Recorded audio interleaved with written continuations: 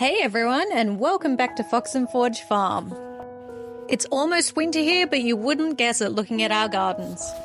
Despite the cooler weather, our raised beds are absolutely thriving. Bursting with winter greens, bright pops of flowers, and that steady hum of cold season life. This time of year, the gardens almost feel as though they are whispering instead of shouting, but the energy's still there.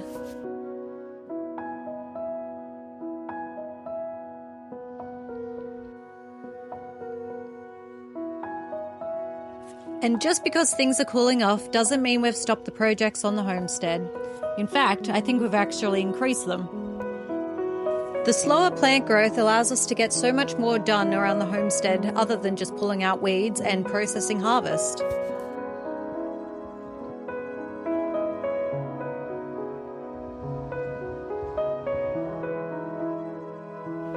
There's one thing that I've been wanting for a really long time and I've just never gotten around to making it, and that is a strawberry patch. And not just one or two plants either, I mean rows upon rows of strawberries that we can make huge amounts of jam and frozen fruit for our smoothies in the summer.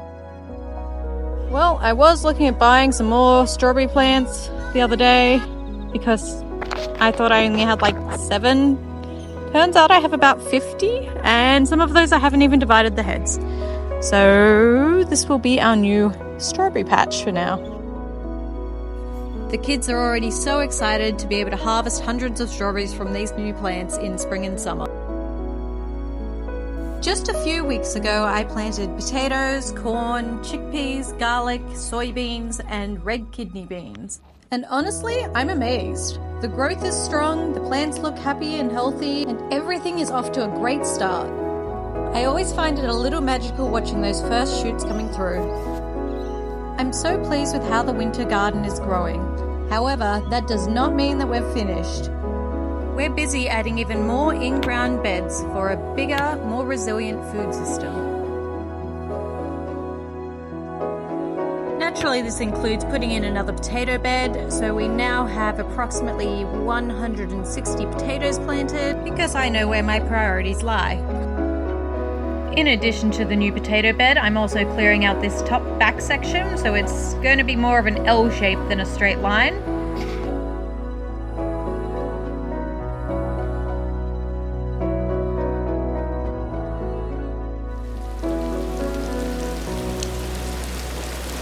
We've walked about 50 meters, and it is saturated.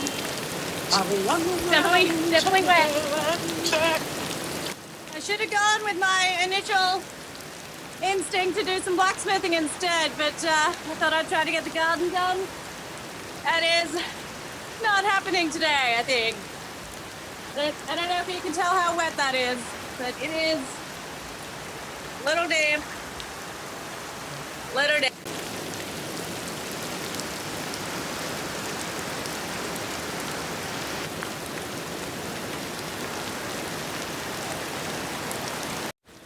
While it rained outside, I decided to spend the afternoon finishing off some handmade ceramic pieces for the upcoming restock on the Fox and Forge Farm website.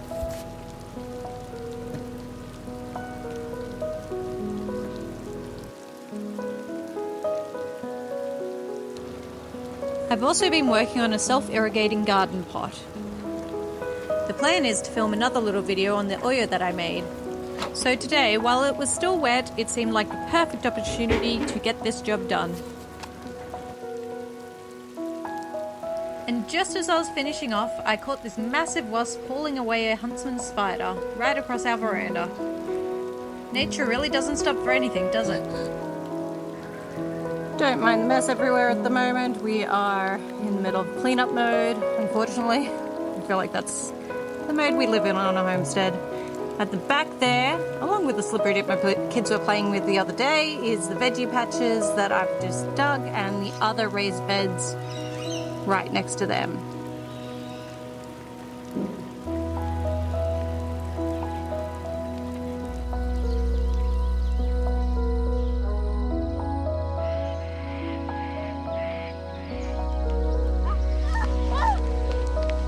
Hey Naya.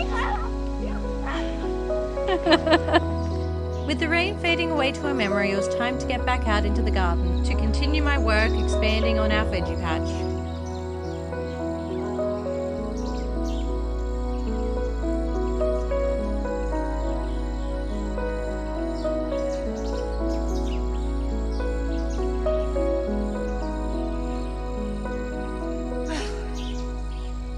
I know this hill doesn't look like much behind me, and it's only like 20 meters to the wood chip pile, but I'm trying to drag this big ass gorilla cart uphill. Whew. Gets your heart going. I've come to the conclusion that gardening is my therapy, my exercise, and my relaxing time. It's rolled into one sweaty activity.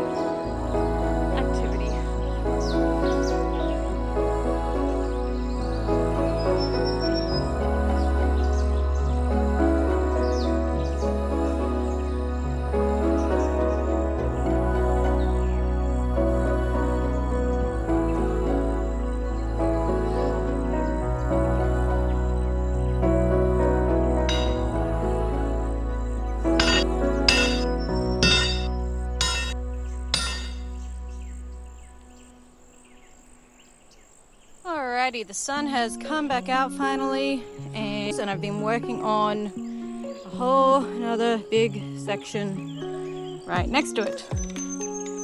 So we have a lot of extra growing space right now, which is very exciting. I've put these here, these corrugated iron roofing sheets. They're not pretty, but I'm hoping that they're going to stop some of the grass growing through underneath between the fence where I can't get to it as easily. So let's try that. Now, this soil up here is pretty much just sand, clay, grit. It's not the most fantastic. It was slightly better a few meters down, which you wouldn't think would make that much of a difference, but I'm gonna put a ton of mulch through it. I've run out of the chicken compost from the chicken shed over there. Run out of chicken compost from the chicken shed, so I'm just going to throw down some organic fertilizers and things in here, and it'll take a few years, but hopefully we'll get it to the point where we want it in terms of fertility in soil.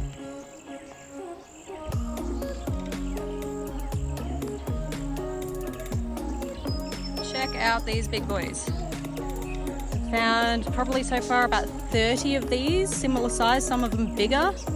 Ooh, I just got vomited on. Gross. In our mulch pile, which is from a different site. But there's been a ton of these guys in there. Some of them have fallen prey to Gorgeous George, our kookaburra, but most of them I just pop back in the garden under the mulch. They don't appear to be doing too much damage where they are, so I am going to leave them. The impetus to get this garden finished was prompted by a wedding. I wanted to get these jobs wrapped up before we hit the road. Then Doug and I jumped in the car and headed west through an absolutely magical sunset. Out towards Dubbo, 5 hours west of us.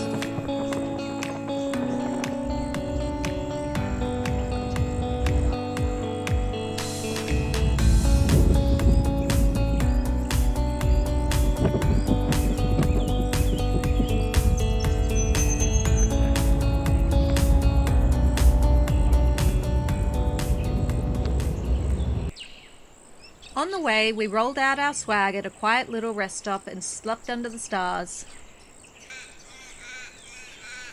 Good morning. We are at Mendaroon Free Campground along the, I think it's the Castlereagh River here. It is very chilly this morning. We stopped overnight and camped out in our swag, which was actually pretty cozy, so can't complain too much there. But this is where we are at the moment, and it's quite pretty. Not much here, but it's quite pretty.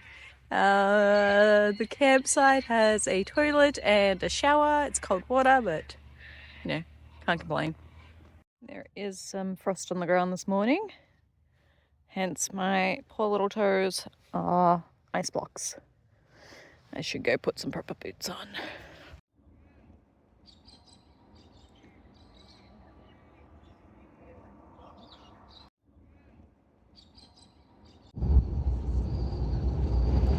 Back on the road again, we made a detour to a family's sheep farm. They're moving into town from their old property, and honestly, it was pretty heartbreaking. We helped them pack some things up and said goodbye to the old place. In Dubbo, we booked into a hotel for a couple of nights. Doug was a groomsman, so I had a bit of solo time to explore Dubbo, poking around op shops and sipping coffee in beautiful cafes. I even went to another Bunnings just to see if the plants out west were any different to ours.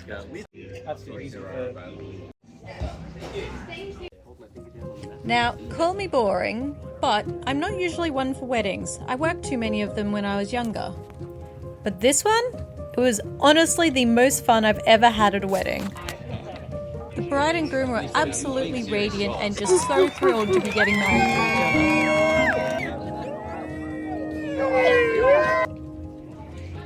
The ceremony was outdoors in a vineyard and was just absolutely stunning. And the MC had everyone in stitches. There were games, trivia, maybe a little bit too much drinking, and the kind of dancing that's just so awful that it's unforgettable. Pure joy.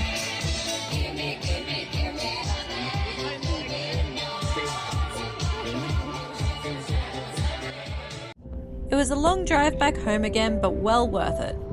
I absolutely love being on the homestead, but sometimes it's nice to get away from all the chores. We had planned a hunting trip on the way home, just the two of us without the kids. But by the time we got there, we were absolutely spent and decided to just head back. Although all of our animal systems are automated for when we go away, it's always nice to get back and double check on them.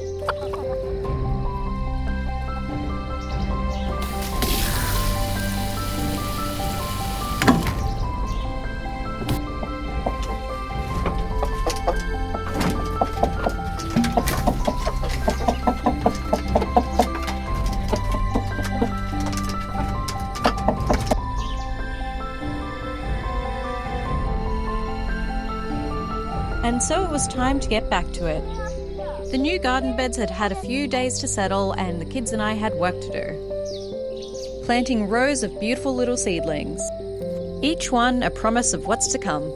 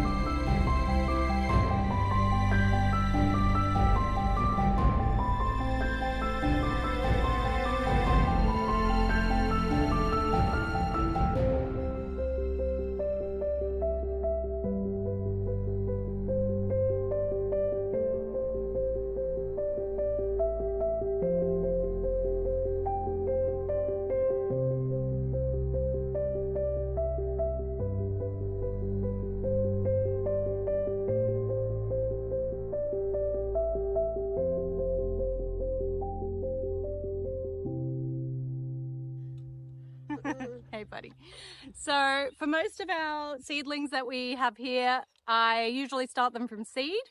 The ones I'm growing at the moment, with it getting colder, don't seem to be wanting to sprout that well, or probably more because the seeds are old. You're right there, love? Yeah. Okay. So yeah, the seeds are old, so the germination rates aren't that great on them. So I've actually just gone to Bunnings and picked up a few little seedlings. So we've got some more leeks, some Brussels sprouts. Well, that foxglove is not going to go in with the edibles.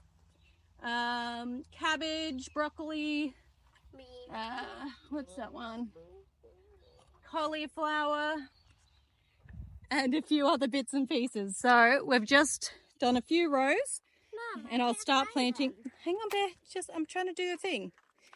I'm going to start planting some of the brassicas along the rows and then see what else we can fit in here, and the rest will go in my main raised veggie patch beds. So yeah, I've got my two kids helping me today. We'll see how that goes. What do you reckon? Going to be good? Yeah, I reckon so. Mama. Yeah, Belle. Can I show you this? Sure. It's very nice. Sorry, love? You want to show them the mushroom which I found? You found a mushroom? That sounds exciting. Let's go have a look. Oh, it's an older one. It's all split apart. Hey, make sure you're not treading on the beds. So you can touch it? No. You touched it. I know, but I shouldn't have because I always forget to, wash my hands before eating an apple and things. So let's not do that.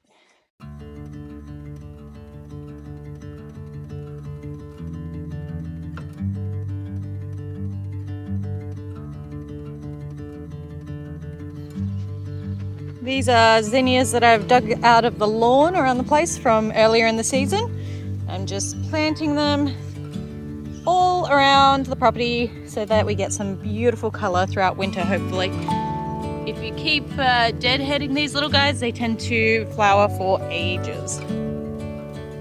Yep. So you don't want to disturb the roots if you can. Weed it. How are yours going now? Looking good. Can you tell me what these ones are? Cauliflower. Just gently into the soil. Very nice. Good job. Make sure it's dug right in. Push it down a little bit. No, yep, just the soil around it. Okay, so like this. Just give them a gentle push. There you go. Oh, you've put stakes in for them. Very nice. They don't tend to need stakes, these ones, but it's a good idea.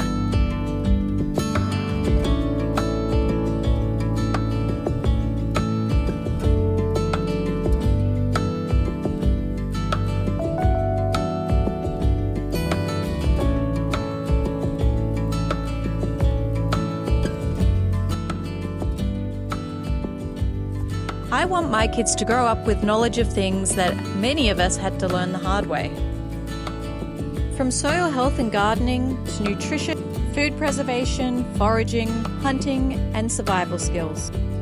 We're still learning too, and that's the beauty of it really. You never actually stop learning.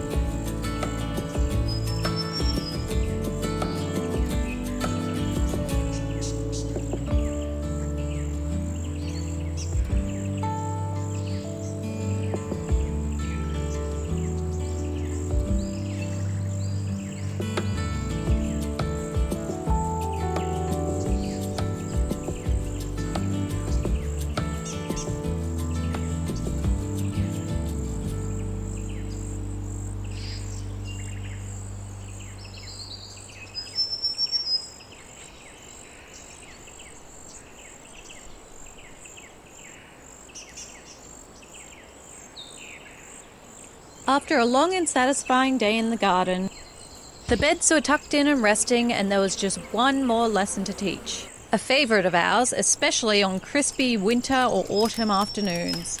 What you doing, Buff Dog? Lighting a campfire in the big backyard ring. Oh, hello.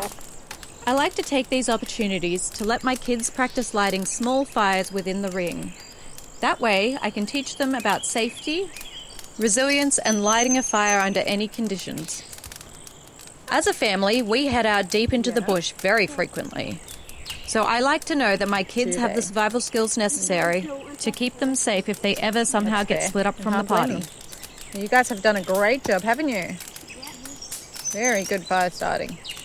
But do we do this by ourselves? No. No. Do we do it when Daddy's around? Yeah. Do we do it when another kid's around? No. Do we do it when Mummy's around? Yeah. Okay, good job. And if we are already a parent, then we can like. Okay. Yeah, when you're an adult, you can do it, okay? So that's what we've been up to lately. Planting, making, driving, dancing, and soaking in the quiet joys that this life provides us. Thank you for being here with us, and as always, happy growing! If you enjoyed spending time with us, don't forget to like, subscribe, and follow along for more adventures right here on the Fox and Forge farm.